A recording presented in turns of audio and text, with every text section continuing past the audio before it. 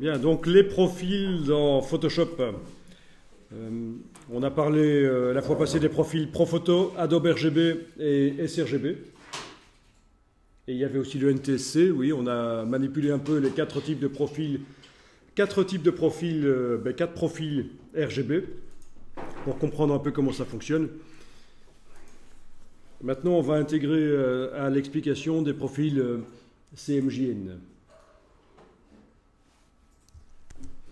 Alors, on va aller voir comment Photoshop est réglé. Donc, dans le menu Édition Couleur. Dans le menu Édition Couleur, quel est l'espace par défaut de Photoshop? Comment est-ce qu'il est réglé? Normalement, l'idéal, c'est que ce soit du Adobe RGB.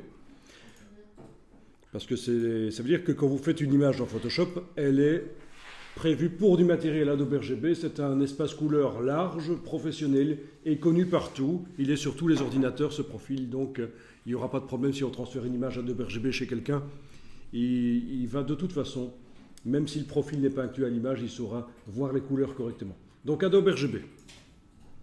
En ce qui concerne le CMJN, voilà, vous avez en fait des profils modernes qu'on appelle les faux gras. Alors, tout ça correspond à des presses, aux presses offset, mais avec des papiers différents. Faux gras 27, faux gras 39, faux gras 29, faux gras 28. Donc, je vous rappelle que web, dans ce cas-ci, veut dire alimentation par bobine. Ça n'a rien à voir avec l'Internet. Les profils américains et japonais, vous n'allez pas les utiliser, puisqu'il y a peu de chances que vous allez envoyer vos documents imprimés là-bas. Donc, c'est à discuter avec l'imprimeur. Quel est le profil CMJN qui correspond au papier qui va finalement être utilisé?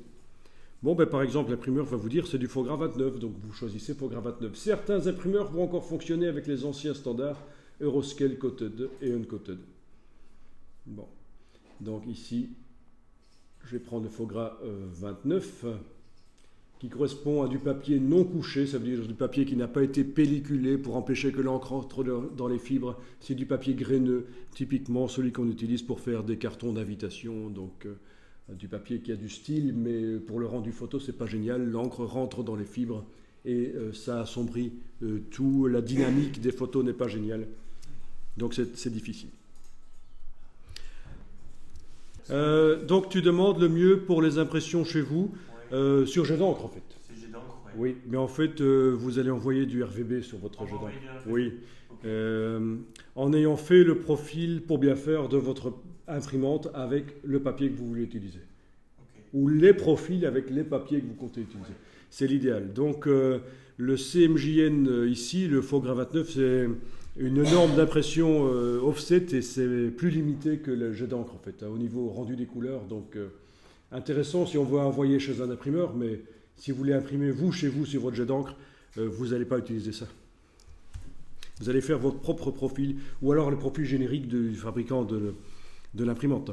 Alors au niveau des règles de gestion des couleurs, qu'est-ce que ça dit? Conserver les profils incorporés dans les trois cas?